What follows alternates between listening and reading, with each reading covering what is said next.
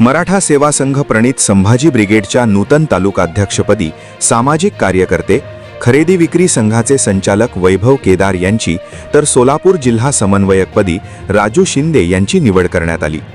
सारथी भवन पुणे येथे नुकतीच संभाजी ब्रिगेडची आढावा व पुनर्बांधणी बैठक आयोजित करण्यात आली होती।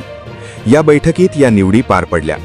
संभाजी ब्रिगेड ही संघटना मागील 30 वर्षांपासून मराठा बहुजन समाजातील युवक आर्थिक सक्षम झाला पाहिजे तसेच महापुरुषांच्या विचारांचा प्रचार प्रसार व्हावा या हेतूने काम करते। याच अनुषंगाने सामाजिक कार्यकर्ते वैभव केदार यांची सर्वानुमते अध्यक्ष म्हणून तर राजू शिंदे यांची जिल्हा समन्वयकपदी निवड करण्यात आली आहे।